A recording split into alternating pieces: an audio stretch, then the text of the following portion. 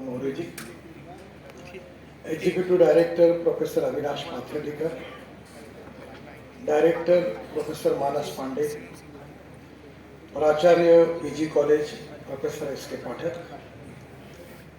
विशेष रूप से उपस्थित संसद में मेरी सहयोगी माननीय सीमा द्विवेदी, माननीय दीपी सरोज, माननीय सुरेंद्र प्रताप सिंह जी, माननीय सुशील मिश्रा जी, सुरेंद्र पाठक जी, पुष्पराज सिंह जी, श्याम मोहन अग्रवाल जी, हरीशचंद्र सिंह जी, पूर्व अध्यक्ष हमारे सुशील उपाध्याय जी, महाराष्ट्र के विधानमंडल में मेरे साथ बहुत दिनों तक जिन्होंने काम किया, ऐसे मेरे ज्येष्ठ मित्र आदरणीय रमेश दुबे जी, और विशेष रूप से सभी मान्यवर, शिक्षकगण और सभी विद्यार्थी साथियों और बहनों,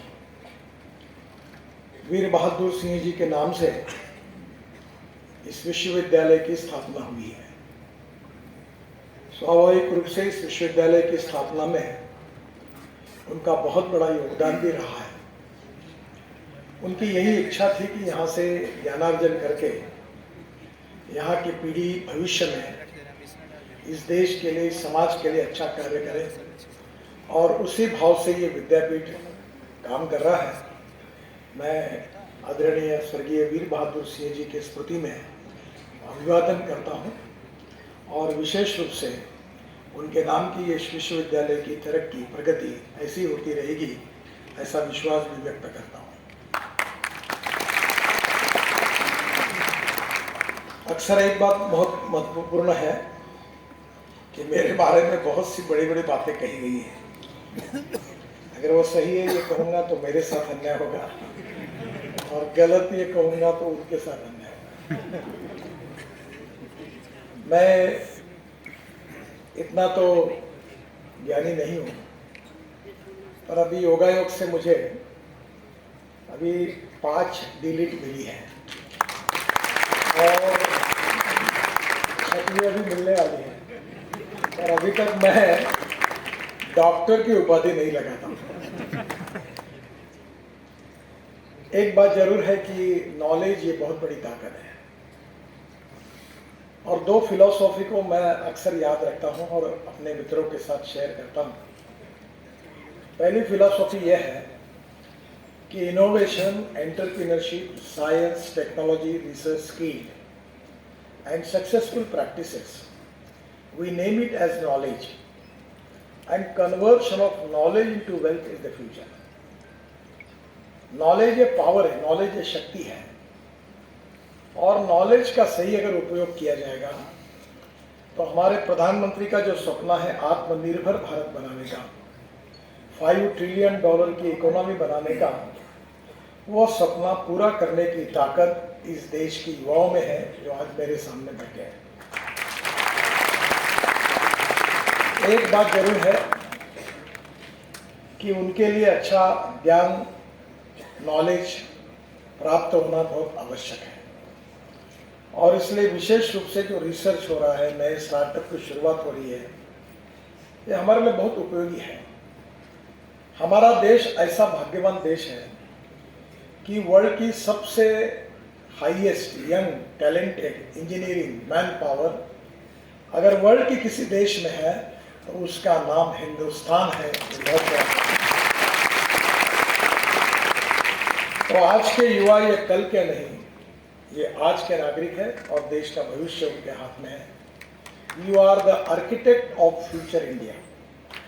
भविष्य के भारत को निर्माण करने के वाले शिल्पकार, आर्किटेक्ट आप सब लोग हो, और इसीलिए सुखी, समृद्ध, संपन्न, शक्तिशाली और आत्मनिर्भर भारत बनाने में आप सब लोगों का बहुत योगदान है। और हम अक्सर हमारी संस्कृति, इतिहास, विरासत, मूल्याधिष्ठित जीवन पद्धति, मूल्याधिष्ठित परिवार पद्धति हमारी शक्ति है, और इसीलिए पूरे विश्व में आज योग विज्ञान हो, आयुर्वेद हो, अनेक बातों को बहुत महत्व प्राप्त हुआ है। और मेरा विश्वास है कि हम लोग विश्वगुरु बनने का सपना देखते हैं और उसी के लिए कार्य कर रहे हैं, पर हम ये भी कहते हैं कि सर्वजन सुखाय सर्वजन हिताय। वसुधैव कुटुंबकम। हमारी संस्कृति ये कहती है कि विश्व का कल्याण हो, कहीं ये लिखा नहीं है कि मेरा कल्याण हो पहले बाद में विश्व का कल्याण। विश्व का कल्याण हो ये कहने वाली हमारी संस्कृति है, और इसलिए निश्चित रूप से मुझे लगता है कि आप सबकी भूमिका बहुत महत्वपूर्ण है। जैसे मैंने नॉलेज और एक पावर को कहा, वैसे यूनिवर्सिटी की भूमिका इसलिए महत्वपूर्ण होती है कि विशेष रूप से जब ये यंग टैलेंटेड लड़के जब आते हैं तो उनको आकार देने का काम विश्वविद्यालय और महाविद्यालय करते हैं। और कोई भी चित्रकार और कलाकार तो उसके दिमाग में पहले मूर्ति कैसी करना ये पक्का होता है। तो जो मूर्ति होती है वो मूर्ति कौन सी बनाना ये उसके मन में जब पक्का होता है तो वही मूर्ति बनती है। तो ये एक प्रकार से मैं ये मानता हूँ कि ये यूनिवर्सिटी में जो बाहर से आए हुए बच्चे हैं उनके जीवन को आकार देने का काम होता है। मैं जो दूसरी फिलॉसफी जिसके ऊपर बहुत विश्वास रखता हूँ वो ये है कि no one is waste, no material is waste. It is depending upon the appropriate vision of the leadership and appropriate technology that you can convert waste into wealth। यानी जो वेस्ट है उसका वेल्थ में रूपांतर हो सकता है। जो आज सबको लगता है कि ये बेकार आदमी है, पर उसको अगर सही गुरु मिलता है तो वो भी असामान्य होता है। और इसलिए वेस्ट टू वेल्थ ये उतना ही इम्पोर्टेंट है। मैं मेरे जीवन के अनुभव की एक बात आपको बताता हूँ। 8 साल पहले मैं जहाँ से सांसद हूँ उस शहर में सीवेज वाटर, टॉयलेट का पानी बहुत निकलता था। तो मेरे मन में एक बार आइडिया आई कि ये जो पानी है ये हम बेचेंगे। तो हमारे जो मेयर थे वो MSc मैथमेटिक्स के प्रोफेसर थे। तो उनको मैंने कहा कि ये जो सीवेज वाटर है हमारा टॉयलेट का पानी हम बेचेंगे। उन्होंने कहा आप क्या बात करते हो, इसको कौन लेगा? मैंने बोला ये हो सकता है। और आज आपको ताज्जुब होगा कि हमारे शहर का टॉयलेट का पानी बेचकर हमारे म्यूनिसिपल कॉर्पोरेशन को 300 करोड़ रुपए साल के मिलते हैं। वो पानी को रिसाइकलिंग करके हमारे यहाँ कोराडी और खापरखेड़ा 2 पावर प्रोजेक्ट है महाराष्ट्र सरकार के, उनको हम पानी देते हैं। अब वो पानी से और म्यूनिसिपल वेस्ट को सेग्रीगेट करके उससे ऑर्गेनिक वेस्ट निकालकर मैं कह रहा हूँ कि हम हाइड्रोजन तैयार करेंगे, ग्रीन हाइड्रोजन। तो मेरा आपको यही सुझाव है कि आप सब यहाँ जब यूनिवर्सिटी में काम कर रहे हैं तो आपका रिसर्च रीजन बेस्ड रिसर्च होना चाहिए। जौनपुर को क्या चाहिए, पूर्वी उत्तर प्रदेश को क्या चाहिए, यहाँ कौन सा रॉ मटेरियल उपलब्ध है, यहाँ क्या हैंडलूम हैंडीक्राफ्ट्स में क्या कर सकते हैं। जैसे मुझे अभी प्रेजेंट दिया तो मैंने पूछा गोबर से पेंट बनता है। मैं MSCB का मंत्री था, अभी 180 यूनिट देश में सील है और ये पेंट मार्केट के किसी भी पेंट से अच्छा है और आधे प्राइस में है। तो यही बात है कि टेक्नोलॉजी जो होती है बहुत इंपॉर्टेंट होती है और इसलिए टेक्नोलॉजी के लिए रिसर्च बहुत जरूरी है। और इसलिए वेस्ट टू वेल्थ इसके बारे में भी मैं आपसे बात करने वाला हूँ। और मेरा विश्वास है कि इस रीजन की डेवलपमेंट में यूनिवर्सिटीज़, कॉलेजेस, रिसर्च सेंटर इनकी भूमिका कैटलिस्ट जैसी है। और इसलिए इस एरिया में क्या होता है, अभी मैंने पानी का पूजन किया तो मुझे याद आया कि मैं जिस क्षेत्र से आता हूँ, दुबे जी जानते हैं, नागपुर से, वहाँ विदर्भ में 10,000 किसानों ने आत्महत्या की। हमारे यहाँ पानी नहीं है, मेरे खेती पर है, मुझे 450 फीट नीचे जाने के बाद पानी मिलता है। तो हमारे यहाँ जरूरी क्या है, हमने एक अभियान चलाया कि दौड़ने वाले पानी को चलने के लिए लगाओ, चलने वाले पानी को रुकने के लिए लगाओ और रुके हुए पानी को जमीन को पीने के लिए लगाओ। गांव का पानी गांव में, खेत का पानी खेत में, घर का पानी घर में। और अभी मैंने अकोला यूनिवर्सिटी या पंजाबराव देशमुख कृषि यूनिवर्सिटी में 36 तालाब फुकट में बना दिया। वेटरनरी यूनिवर्सिटी में तालाब बना दिया। परसों मैं परभणी था, मैंने कहा आप मैं तालाब बना देता हूँ। मैंने क्या किया कि NHI के लिए जो मिट्टी लगती है तो महाराष्ट्र सरकार में एक ऑर्डर निकाला, मैंने उनको रिक्वेस्ट की और वो जो मिट्टी मैं निकाल कर तालाब बनाता हूँ वो रोड में यूज करता हूँ, और नदी नालों का खोलीकरण रुंदीकरण करता हूँ। अभी नदी नालों को खोलीकरण रुंदीकरण करने में भी विज्ञान है। आप में से बहुत से लोग जियो फार्मोलॉजी, मिनरोलॉजी, क्रिस्टोग्राफी पढ़े होंगे। तो हमारे यहाँ जो रॉक्स है वो अलग अलग प्रकार के हैं। कुछ जमीन में ऐसी जमीन है कि जो पानी नहीं पीती, और कुछ जमीनें जो पानी पी लेती है। तो इसके लिए 10 प्रकार के रॉक्स हैं, और talc, gypsum, calcite, apatite, orthoclase, quartz, corundum, diamond. तो डायमंड ये सबसे हार्डेस्ट मटेरियल है। अब मैं आपके यहाँ से हेलीकॉप्टर में पानी देख रहा था, तो एक जगह बहुत वेस्ट लैंड मुझे दिखी, वहाँ कुछ नहीं था। तो मुझे समझ में नहीं आया कि यहाँ क्या होगा, जमीन शायद डिसैलिनेशन हुआ या क्या होगा। तो जमीन का भी भूगर्भ शास्त्र जो है, जियोलॉजी भी अलग अलग है। तो नदी नालों का अगर खोलीकरण आपने किया और उसमें अगर वाटर कंजर्वेशन हुआ तो आपको तो प्रॉब्लम नहीं है, क्योंकि यहाँ पानी ही पानी है। पर तमिलनाडु, कर्नाटक, केरल, आंध्र, महाराष्ट्र, गुजरात, राजस्थान, छत्तीसगढ़, तेलंगाना, झारखंड, सब जगह पानी की समस्या, पंजाब में भी होगी। इसलिए पानी वाटर कंजर्वेशन करना, जमीन के अंदर जैसे फिक्स डिपॉजिट हम करते हैं, वैसे पानी को जमीन के अंदर डिपॉजिट करके रखना। और आप नसीबवान हैं कि आपको गंगा, यमुना, बड़ी बड़ी नदी और पानी मिला है, जमीन भी बहुत अच्छी है। तो स्वाभाविक रूप से मुझे बहुत खुशी हुई कि ये बहुत प्रगति और विकास यहाँ हो सकता है। कुछ इनोवेटिव बातें, कुछ नई नई टेक्नोलॉजी, कुछ नए startup, business startup, industry ecosystem, use of waste material, इसमें बहुत कुछ हो सकता है। मैं आपको एक बात बताऊँ तो मैं इंजीनियर नहीं हूँ। बहुत लोगों की गलत फहमी कि मैं इंजीनियर हूँ। मैं जब 75 में मैट्रिक में था तो इमरजेंसी आई, तो मैं जेपी के आंदोलन में मैंने अपने ज़्यादा ध्यान नहीं दिया, उसी में लगा रहा, और उसके कारण मुझे 52% ही मार्क मिले। मेरी इच्छा थी इंजीनियर होने की, तो वो 50% कम से कम ऊपर अगर साइंस ग्रुप में है तो एडमिशन मिलती थी। वो न होने के कारण मैं इंजीनियरिंग कॉलेज में नहीं जा पाया। पर जब मैं मंत्री बना महाराष्ट्र में, दुबे जी हमारे मुंबई में काफ़ी दिन रहे हैं, तो आप समुद्र में वर्ली बांद्रा सीलिंग प्रोजेक्ट देखते होंगे, वो बनाने का सौभाग्य मुझे मिला। जौनपुर के सबसे ज़्यादा लोग मुंबई में आते ही हैं। अब शायद मैंने एक बार योगी जी को बोल दिया कि अब उत्तर प्रदेश से कोई मुंबई नहीं आएगा, अब मुंबई से लोग फिर उत्तर प्रदेश आएंगे। ऐसा उत्तर प्रदेश का कोई अपना घर खुशी से नहीं छोड़ता, मजबूरी में छोड़ता है। अगर उत्तर प्रदेश में उद्योग आएंगे, अच्छा इंफ्रास्ट्रक्चर बनेगा, वाटर, पावर, ट्रांसपोर्ट, कम्युनिकेशन सब कुछ होगा, इंडस्ट्री आएगी, कैपिटल इन्वेस्टमेंट आएगी, एम्प्लॉयमेंट पोटेंशियल बढ़ेगा, किसानों को अच्छी उपज होगी, अच्छा भाव मिलेगा, तो क्यों घर छोड़ेगा। और इसलिए मैं देख रहा हूं कि नया उत्तर प्रदेश सुखी, समृद्ध और संपन्न और शक्तिशाली बनेगा। You have got all the potential कि आप हिंदुस्तान का सबसे समृद्ध और संपन्न राज्य बन सकते हैं। केवल कुछ नीतियों के साथ जो बदल रही है उसके साथ आगे जाना होगा।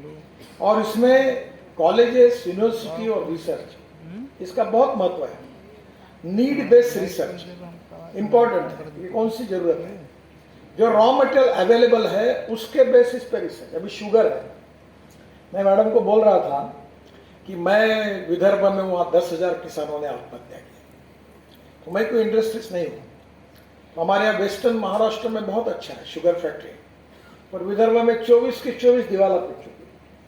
तो मेरे मन में आया कि अगर शुगर फैक्ट्री चलेगी तो किसानों को अच्छा भाव मिलेगा।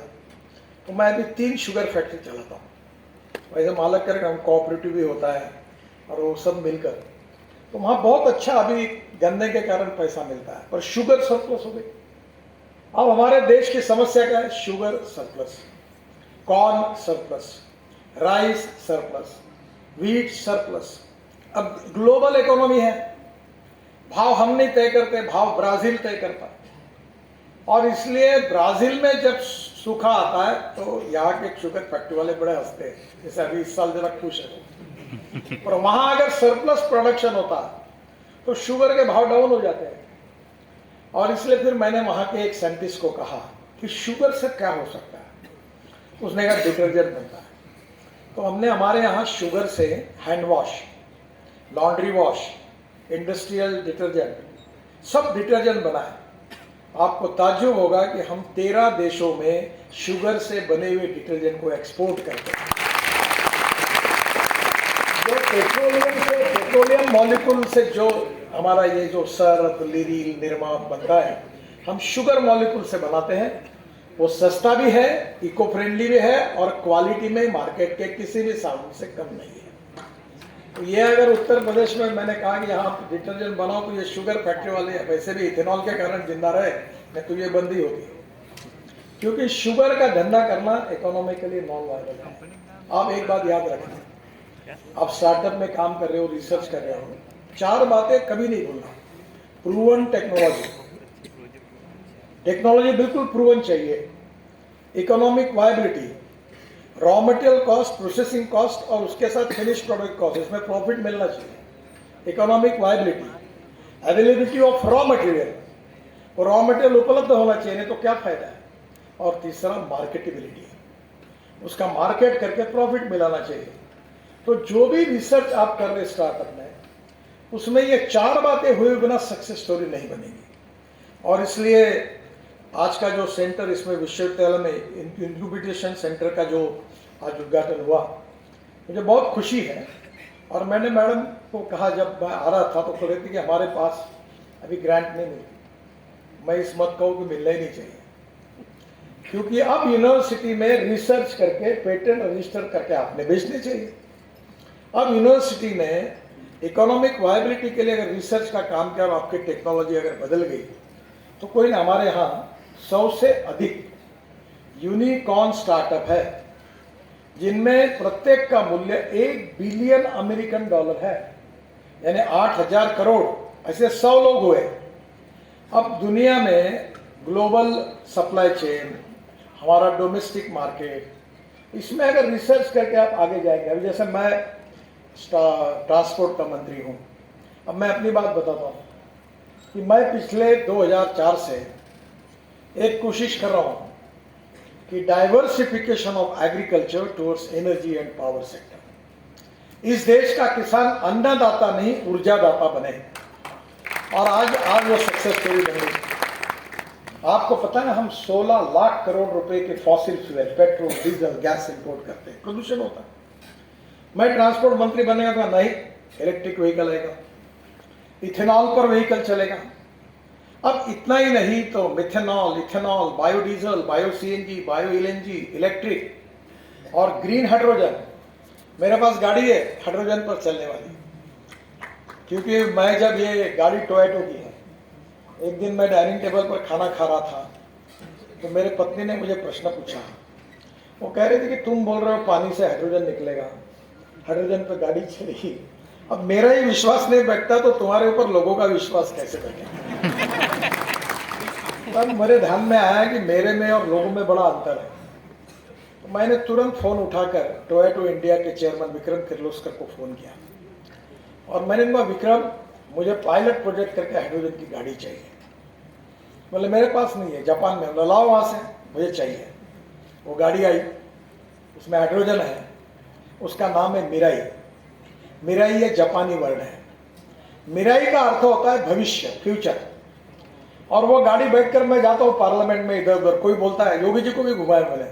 मैंने कहा उत्तर प्रदेश को हाइड्रोजन का सेंटर बनाओ, पानी बहुत है। अब मुझे बताओ, 16 लाख करोड़ में से 10 लाख करोड़ अगर देश में ही रहेंगे, इंपोर्ट कम होगा, और ये पैसा अगर किसानों के जेब में जाएगा तो कितने रोजगार निर्माण होंगे, कितनी गरीबी दूर होगी, कितना पैसा आएगा। हम 16 लाख करोड़ देश के बाहर जा रहे हैं। ये संभव है, कठिन है पर संभव है। अब हाइड्रोजन 3 प्रकार का होता है, जिसके लिए मैं आग्रह करूंगा मैडम को कि हाइड्रोजन के रिसर्च पर आप जोर दीजिए। जो पेट्रोलियम से हाइड्रोजन तैयार होता है वो ब्राउन हाइड्रोजन, जो हाइड्रोजन कोयले से तैयार होता है वो ब्लैक हाइड्रोजन, और जो ऑर्गेनिक वेस्ट से और पानी से तैयार होता है वो ग्रीन हाइड्रोजन। अब कचरा तो सब जगह है, जौनपुर में भी है, सब जगह कचरा है, उससे तकलीफ होती है। अब कचरे को सेग्रीगेट करके मैंने अपने यहाँ प्लास्टिक से क्रूड पेट्रोल बनाया और गन्ना काटने वाले जो हार्वेस्टर है उसमें डीजल के बजाय वो यूज करता हूँ। जो ऑर्गेनिक वेस्ट निकलती है उससे बायोडाइजेस्टर में डाल के मीथेन निकालकर मीथेन से CO2 अलग करके बायो CNG भी निकलता है, बायो LNG भी निकलता है और हाइड्रोजन निकलता है ग्रीन। और दूसरा ये बड़ा हॉल है, इसके ऊपर में रूफटॉप सोलर लगा हुआ। मैंने हमारे शहर में एक सभागृह बनाया 2500 कैपेसिटी का, अब बहुत सुंदर बनाया, देश का सबसे अच्छा है। तो मैंने कमिश्नर को कहा कि 5000 रुपये में दो लोगों को, तो उसने कहा साहब कैसे दे पाएंगे, 80,000 रुपये तो इसके एयर कंडीशन और एक कार्यक्रम का खर्चा आता है, तो 5,000 बाकी पैसा कहाँ से देंगे। अल्लाह मैं मार के बताता, मैंने पूरे ऊपर में सोलर लगा दिया। अब 80 कार्यक्रमों की बिजली मुफ्त में मिल रही है। अब मैंने कहा दो 5,000 रुपये में, क्योंकि 80 कार्यक्रमों के लिए एयर कंडीशन लाइट सब फ्री ऑफ चार्ज हो गया। To save money is to earn money. और हमें ऐसी बहुत सी बातें हैं जो टेक्नोलॉजी का उपयोग करके हम कर सकते हैं, और इसलिए हाइड्रोजन पानी से तैयार होता है। We are the number 1 manufacturer in the world of electrolyser. Electrolyser ने क्या है, 1 करोड़ 20 लाख का है। अपने अभी मैंने एक फैक्ट्री का उद्घाटन किया कर्नाटक में। वो जो इलेक्ट्रोलाइजर है, पानी निकालना, अब क्या तो पानी है, जहां खोलो वहां पानी मिलता है, वो पानी में इलेक्ट्रोलाइजर डालना और इलेक्ट्रोलाइजर से हाइड्रोजन और ऑक्सीजन अलग करके हाइड्रोजन निकलेगा, और हाइड्रोजन को एक जनरेटर सेट लगेगा। आप डीजल की क्यों यूज करते हो, अभी मैं पीछे पड़ा हूं, मैं मंत्री सब मैन्युफैक्चरर के पीछे पड़ा हूं कि अब जनरेटर सेट इथेनॉल पे चलेगा, और वो 60 रुपए लीटर का इथेनॉल है, डीजल 110 रुपए का है, और वो कॉम्प्रेस करेगा, और उससे जो हाइड्रोजन कॉम्प्रेस करके बाद में गाड़ी में भरना है, ट्रक में भरना है, हवाई जहाज में भरना है, कार में भरना है, किसी में भी, केमिकल, स्टील, सब इंडस्ट्री में ऊर्जा करके हाइड्रोजन चलेगा। अब हमारे प्रधानमंत्री जी के नेतृत्व में हाइड्रोजन मिशन शुरू हुआ है, 20,000 करोड़ दिए हैं। अब हिंदुस्तान ऊर्जा को आयात करने वाला नहीं, ऊर्जा को निर्यात करने वाला देश है। मैं जब इलेक्ट्रिक बस की, इलेक्ट्रिक की बात करता था तो मुझे पत्रकार पूछते थे, ये गाड़ी रास्ते में बंद पड़ी तो कैसे होगा, ये पत्रकार तो पूछते रहते हैं, उनका काम है ये पूछना। अब किसी की बंद नहीं पड़ती, 300% राइज हुआ। अब उत्तर प्रदेश में मैंने योगी जी को कहा कि उत्तर प्रदेश की पूरी जनता को मैं AC में घुमा देता हूँ, AC बस में, और टिकट रेट 30% कम कर देता हूँ। मैंने बोला मैं तुमको मॉडल देता हूँ, ये संभव है। मुंबई में बेस्ट की बस डीजल पे चलती है, पर किलोमीटर कॉस्ट 115 रुपए है, और अभी हमने 5,500 बसेस का टेंडर निकाला, तो वो बस चलती है विद नॉन AC बस 49 rupees per kilometre, 39 rupees per kilometre, और AC बस 41 रुपीज पर किलोमीटर, और डीजल की खर्चा 115 रुपए पर किलोमीटर। एयर कंडीशन बस में घूमने के बाद भी इतना सेविंग है कि हम 30% टिकट रेट कम करके हम लोगों को घुमा सकते हैं। हमने अच्छे रोड बनाए। अब दिल्ली से हरिद्वार, देहरादून 2 घंटे में, दिल्ली से जयपुर 2 घंटे में, दिल्ली से मुंबई 12 घंटे में, दिल्ली से अभी चेन्नई से बेंगलोर 2 घंटे में, और बेंगलोर से मैसूर 1 घंटे में। अब इतने दिल्ली में भी इतने अच्छे अच्छे रोड बनाए हैं कि अब आप 120 किलोमीटर के स्पीड से जा सकते हो, और ये इलेक्ट्रिक की गाड़ियाँ चलेगी। अब तो मैं कोशिश कर रहा हूँ कि दिल्ली और जयपुर के बीच में इलेक्ट्रिक हाईवे, जैसे ये रेलवे जाती है ना ऊपर से केबल की, तो ट्रक के ऊपर और बस के ऊपर वो लगेगा, हो जाएगी, तो लिथियम आयन बैटरी की जरूरत ही नहीं। टेक्नोलॉजी बदली है। अभी मैं बेंगलोर में एक बस शुरू कर रहा हूँ, डबल डेकर बस, 200 लोग बैठेंगे और हवा में उड़ेगी। ये डॉफल मेयर करके कंपनी उन्होंने फिलीपींस में बनाई है। अब मैं 260 रोप वे, केबल कार और फेनिकुलर रेलवे बना। परसों मैंने एक ड्रोन के कंपनी का उद्घाटन किया, मैडम ड्रोन में भी आप काम करिए। उनने क्या किया, 200 किलो तक के ड्रोन बनाए। अब हिमाचल प्रदेश पे पहाड़ी पर जो एप्पल है वो ड्रोन में डाल के नीचे आते हैं, और नीचे से दवाइयाँ वगैरह उठाकर ऊपर जाता है, ड्रोन ऊपर नीचे। अब वो दिन दूर नहीं है। आज मैं हेलीकॉप्टर से आया, अब धीरे धीरे मैं वाराणसी के एयरपोर्ट पे ड्रोन में बैठूंगा और वो उल्टा उल्टा आपको अब 200 किलो का 1000 किलो करना है। मैंने हमारे NHAI के 670 रोड साइड एम्यूनिटीज में हेलीपोर्ट बनाया और ड्रोन पोर्ट भी बनाया। अभी ड्रोन के अंदर मिसाइल डालकर डायरेक्ट हम लोग ले जा सकते हैं। टेक्नोलॉजी बदली है, और ये जो टेक्नोलॉजी है, ये futuristic technology is a great asset for the country. और मुझे लगता है इसमें आपको सबको काम करना है। तो निश्चित रूप से इस एरिया को डेवलप करने के लिए होगा। मैं बाकी तो बातें बहुत हैं, पर मैं आपके उत्तर प्रदेश के लिए 2 बातें कहूँगा। अभी शुगर केन जूस से इथेनॉल बनने की अनुमति हमने दी। फिर शुगर केन मोलाइसिस, जिसको हम शीरा कहते हैं, उससे इथेनॉल बनता है। फिर अभी बाम्बू से इथेनॉल बनता है, बगास से बनता है, राइस स्ट्रॉ, 5 टन ऑफ जो परली बोलते हैं आप, जो जलती है। अब मैं एक स्कीम लॉन्च कर रहा हूँ कि जो राइस स्ट्रॉ है उससे 70% ट्रैक्टर मोल्डेड यूनिट में CSIR और सेंट्रल रिसर्च ऑर्गेनाइजेशन ने अप्रूव कर दिया है। और मैं टेक्नोलॉजी, गांव का किसान अब बिटुमिन बनाएगा। इस देश में 80 लाख टन बिटुमिन लगता है, 50 लाख टन रिफाइनरी से आता है और 30 लाख टन इंपोर्ट होता है। अब उत्तर प्रदेश में चावल जहाँ होती है, उत्तर प्रदेश, पंजाब, हरियाणा, वो परली जलाते हैं, प्रदूषण होता है दिल्ली में। अब मैंने कहा ऐसा मत करो। अब परली से हमने पानीपत में इंडियन ऑयल ने प्रोजेक्ट डाला है कि उसमें से 1 लाख लीटर इथेनॉल बनता है और 150 टन बायो बिटुमिन बनता है। और ये बायो बिटुमिन पेट्रोलियम बिटुमिन से अच्छा है। अब मैं वो स्कीम लॉन्च कर रहा हूँ, जो 30 लाख टन इंपोर्ट होता है उसके बजाय हमारा किसान ट्रैक्टर मोल्डेड यूनिट लेगा। Cotton straw, wheat straw, rice straw, bagasse, कोई भी बायोमास से वो 70% बिटुमिन बनाएगा और 30% बायोचार, ऑर्गेनिक कार्बन। अब जो खेती करते हैं उनको मालूम है ऑर्गेनिक कार्बन क्या होता है। मेरे यहाँ ऑर्गेनिक कार्बन मैंने मेरे खेती में बढ़ाया तो मुझे 85 टन यानी 850 क्विंटल पर एकड़ गन्ना हुआ। अगर आपके यहाँ भी एवरेज बढ़ा है, मुझे याद है एक बार मैं लखनऊ, तब शाही जी शायद मंत्री थे, तो मैंने उनको वसंतदादा शुगर इंस्टीट्यूट भेजा था। तो उत्तर प्रदेश में गन्ने का उत्पादन बहुत, और जो शुगर परसेंट 9.5% था, अब 11.5% हो गया बिकॉज ऑफ रिसर्च।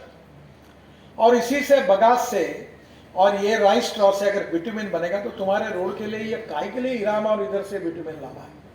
ये 30 लाख टन अगर बचेगा और ये किसान तैयार करेगा तो गांव में रोजगार निर्माण होंगे, आपके यहाँ प्रगति, समृद्धता, संपन्नता आएगी और स्मार्ट शहर नहीं स्मार्ट विलेज बनेगी। टेक्नोलॉजी का ये इम्पैक्ट। अभी एक बाल कटते हैं तो मुझे एक ने बताया तो बालों से एमिनो एसिड बनता है। तो मैं जब ये एक बार मैंने तय किया कि मैं किसानों में काम करता हूँ तो ये बनाना चाहिए, तो मुझे कहा नागपुर शहर में इतने ब्यूटी पार्लर है, हेयर कटिंग में बहुत बाल मिलेंगे। जब तो 1 महीना मेहनत की तो 30 किलो ही निकले। तब मुझे पता चला कि बालों में वजन नहीं होता। तो मैं तिरुपति से 1 ट्रक बाल खरीदता हूँ और वो बाल लाकर एमिनो एसिड बेस्ड माइक्रोन्यूट्रिएंट्स बनाता हूँ। वो है प्लांट बूस्टर, और वो इतना सक्सेसफुल हुआ कि कोई भी प्लांट पे मारो एकदम उसका प्लांट ग्रोथ बढ़ती है, ज्यादा उत्पादन मिलता है। और मैं 2 करोड़ रुपए का साल का, वो भी मैं 25% रेट में किसानों को देता हूँ, बेचता हूँ, वेस्ट टू वेल्थ। मुझे आपको यही कहना है कि यहाँ की आवश्यकता क्या है, यहाँ के लोगों के जीवन को सुसह्य बनाने के लिए हम क्या कर सकते हैं। इन बातों को आपके रिसर्च में, आपकी स्टार्टअप में, आपके टेक्नोलॉजी में आप प्रायोरिटी करो। यहाँ के गरीब लोगों का हमारे देश में 500 एस्पिरेंट ब्लॉक्स हैं, मुझे नहीं पता है आपका जिला किस में आता है, और 124 एस्पिरेंट डिस्ट्रिक्ट्स हैं।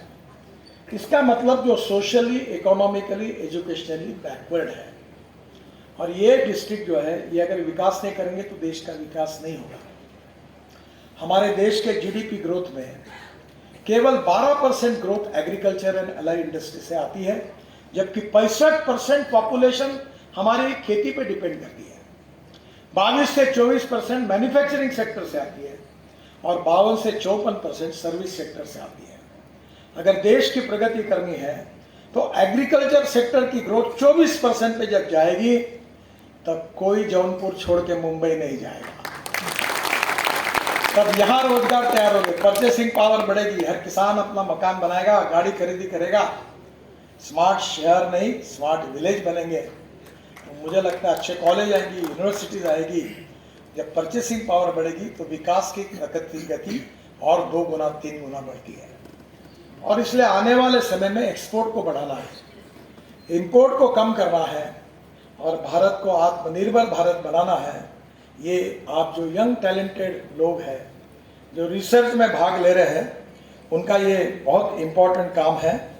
मुझे लगता है कि निश्चित रूप से आप इसमें जरूर काम करोगे। एक बात जरूर रखो, नौकरी मांगने वाले मत बनो, नौकरी देने वाले बनो। देखिए, financial management is very important, सब मैनेजमेंट इंपॉर्टेंट है, बट एंटरप्रेन्योरशिप सबसे इंपॉर्टेंट है। एंटरप्रेन्योरशिप डेवलप करनी चाहिए। क्या होता है, कुछ लोग, बहुत से ऐसे लोग हैं जो पढ़े लिखे नहीं है पर वो करोड़ोंपति है। Entrepreneurship is very important. मैं कभी भी मजाक में कहता हूँ, जो मेरिट में पास होता है वो सरकारी अधिकारी बनता है, जो फर्स्ट क्लास में पास होता है वो चीफ इंजीनियर बनता है, और जो 3 बार फेल होता है वो एमएलए नहीं तो मंत्री बन जाता है। यहाँ बैठे हुए एक भी ऐसे नहीं है ना। और फिर वो राज में वही करता है, वो भी आईएएस वाला पूछता है, सर सर, वो बोलता है ये करो, यस सर यस सर। तो मुझे लगता है कि एंटरप्रेन्योरशिप भी उसमें तैयार होती है, तो पैसे की कोई कमी नहीं है।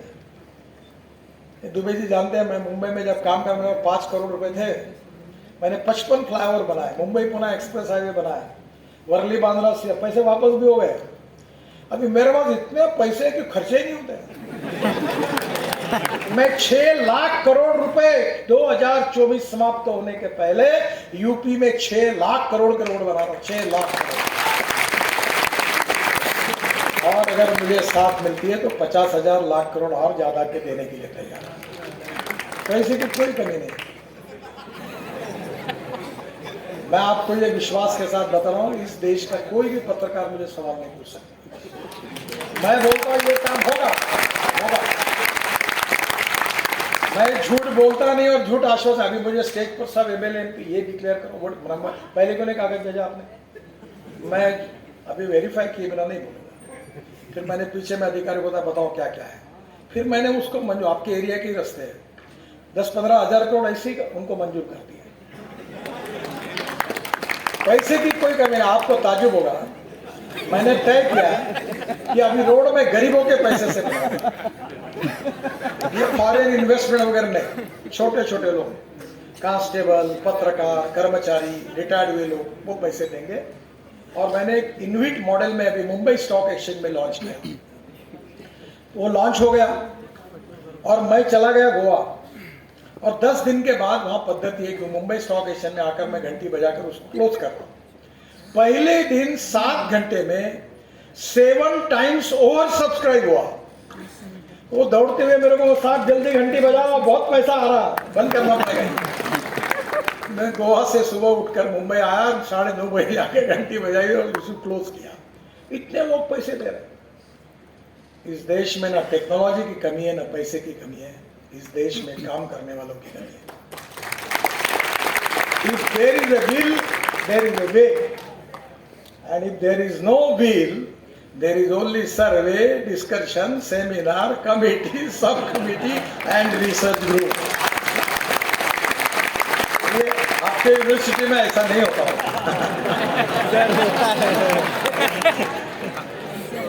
मेरा आपको यही कहना है कि पानी से ग्रीन हाइड्रोजन तैयार करने में रिसर्च करो, बगास से, बायोमास से इथेनॉल बनाने की बात करो। अभी मैंने हीरो, बजाज और टीवीएस की 2 व्हीलर बना दिए पेट्रोल के बजाय 100% इथेनॉल पर। अभी टोयोटो की गाड़ी थी कैमरी करके, अब टोयोटो ने सब गाड़ियां लॉन्च की है, 60% पेट्रोल और 40% वो इलेक्ट्रिसिटी तैयार करती है। अब वो नई गाड़ी आ रही है कि पूरा इथेनॉल डालेंगी जो किसानों ने तैयार किया हुआ है, और उसमें 60% इथेनॉल पर और 40% बिजली तैयार करेगी, तो पेट्रोल का भाव 25 रुपए लीटर आएगा। पोल्यूशन होगा नहीं। Import substitute, cost effective, pollution free और इंडिजिनियस। आने वाले समय में हमारे देश की इकोनॉमी को मल्टीप्लाई कैसे करना, पर कैपिटा इनकम और जीडीपी ग्रोथ कैसे बढ़े, हमारे जिले में जीडीपी ग्रोथ कैसे बढ़े, एग्रीकल्चर ग्रोथ कैसे बढ़े, आप टेक्नोलॉजी का उपयोग कर कर ये निश्चित हो सकता है। मैं बहुत कुछ बोलना है पर मुझे भी हेलीकॉप्टर उड़ना चाहिए क्योंकि अंधेरा हो गया। तो उन्होंने कुछ हमारे एमएलए एमपी ने कहा कि आप कुछ NHI के बारे में हमारे जिले में नहीं बोलोगे तो ठीक नहीं होगा।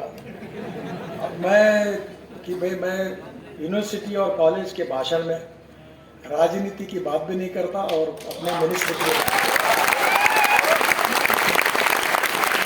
This is the need of the country that we should not have any type of party politics in university premises and educational premises. मैं केवल आपको कार्यक्रम बता देता हूं क्योंकि मैं यहाँ आया और मैंने कुछ नहीं दिया और मैं चला गया, ऐसा लगेगा। हमारी खासदार जो है बोले सर ऐसा नहीं, यहाँ आके वो नहीं करेंगे तो हमारा कैसा होगा। तो पहली बात तो जौनपुर से बदोई, ये हमारे बीपी सरोज जी ने मांग की थी 800 करोड़ की रोड की, इसका प्रारंभ हो चुका है काम का। और सई नदी पर पुराने पुल के बगल में 2 लून नया पुल बनेगा, इससे ट्रैफिक जाम की समस्या भी हल होगी। बदोई से मिर्जापुर 4 लेन सड़क बनेगी और पूरा मार्ग में विंध्याचल अयोध्या जाने जाने के लिए बहुत सुविधा होगी। मछली शहर से बदोई 700 करोड़ का ये मार्ग बनने से कनेक्टिविटी बेहतर हो जाएगी, इसको भी काम अवार्ड हो गया है। जौनपुर से गोमती 211 मीटर, ये जो 27 करोड़ का है, ये भी काम, ये पुल का मैंने मंजूर किया है। जौनपुर से सुल्तानपुर ये 2100 करोड़ का काम है, 4 लेन रोड का निर्माण मार्च 2023 में पूरा हो जाएगा। जौनपुर से वाराणसी 63 किलोमीटर 2500 करोड़ का काम है, नवंबर 2022 में ये काम पूरा हो जाएगा। 23 में है। जौनपुर से अकबरपुर अयोध्या तक 140 किलोमीटर 2500 करोड़ का रोड है। जौनपुर से अकबरपुर तक 75 करोड़ का DPR बन गया है और इसी साल ये काम जल्दी शुरू हो जाएगा। जौनपुर से आजमगढ़, ये भी काम को मेंटेन करने के बाद लिखा था उन्होंने। जौनपुर से मुंगरा, बादशाहपुर, प्रयागराज, सीमा जी ने इसकी मांग की थी 85 किलोमीटर 850 करोड़ का, इसका काम को मैंने मंजूरी दी है और DPR बनकर इसी साल इसका भी काम शुरू होगा। जौनपुर का रिंग रोड बहुत इंपॉर्टेंट है, 2000 करोड़ का 50 किलोमीटर 4 लेन रिंग रोड है, उसका 2023 में DPR बनने के बाद तुरंत टेंडर निकालकर काम हो जाएगा। इसे 19 किलोमीटर के पहले जो बाईपास से जोड़कर रिंग रोड बनाया जाएगा, जौनपुर लखनऊ बाईपास से पूर्व की ओर यह रिंग रोड पूर्वांचल विश्वविद्यालय तक बनेगा। लखनऊ मार्ग से पश्चिम की तरफ 12 किलोमीटर का DPR भी बन रहा है और इसी रिंग रोड बनने से मिर्जापुर, अयोध्या, प्रयागराज का ट्रैफिक बाहर से निकल जाएगा।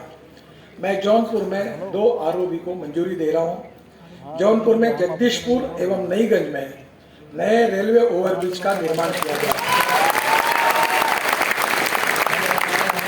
मुझे लगता है इससे आपके बहुत प्रॉब्लम सॉल्व होंगे। मुझे कुछ ज़्यादा मालूम नहीं था, पर मैं तो यूनिवर्सिटी के कार्यक्रम के लिए आया था, पर मेरा विश्वास है कि मैंने ये बता चुका हूँ कि 2024 समाप्त होने के पहले यूपी का रोड इंफ्रास्ट्रक्चर अमेरिका के बराबर होगा। मुझे आज गंगा देखने के लिए मिली। वाराणसी से हल्दिया मैंने जलमार्ग बनाया था और इससे काफ़ी मेरा प्रयास था कि यहाँ का फ्रूट्स वेजिटेबल एक्सपोर्ट हो। आज मैंने वहाँ के MP से वीरेंद्र सिंह जी, बाकी लोगों से भी बातचीत की। अपने दोनों MP यहाँ बैठे, उनसे बात करूँगा। ये जो जलमार्ग है ये बहुत उपयोगी है मैडम, इस पर भी आप रिसर्च करिए। रोड से जाने के लिए अगर 10 रुपये लगते हैं और रेलवे से जाने के लिए 6 रुपये लगते हैं, तो पानी से जाने के लिए 1 रुपया लगता है। और ये जो वाराणसी से हल्दिया जलमार्ग मैंने बनाया है, ये हल्दिया से बंगाल के खाड़ी को लगकर ब्रह्मपुत्रा का भी मैंने जलमार्ग बना दिया, बराक का भी बना दिया और प्रधानमंत्री बांग्लादेश के रिक्वेस्ट पर मुंगली पोर्ट तक 250 किलोमीटर बांग्लादेश में घुसकर भी बना दिया।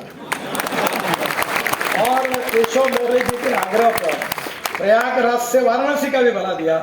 और दूसरा रिपोर्ट मैंने वर्ल्ड बैंक को सबमिट किया था कि दिल्ली से आगरा, आगरा से इटावा, इटावा से प्रयागराज और प्रयागराज से वाराणसी, ये हो जाएगा तो दिल्ली से निकला हुआ जहाज south east Asia, Indonesia, Malaysia, China, north east सब जाएगा।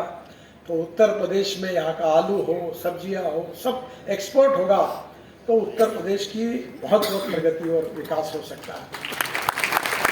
ऐसा हो सकता है बहुत, पर कुछ करने वाले चाहिए।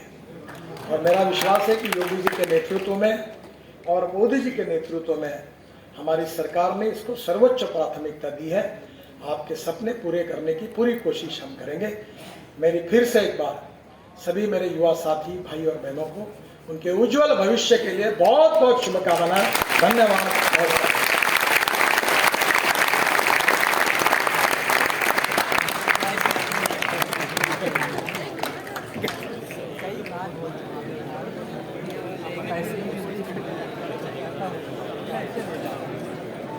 बहुत बहुत धन्यवाद माननीय मंत्री जी। अब मैं एक बार पुनः आग्रह करता हूँ, विश्वविद्यालय का एलुमनी एसोसिएशन का केंद्र, उसका भी उद्घाटन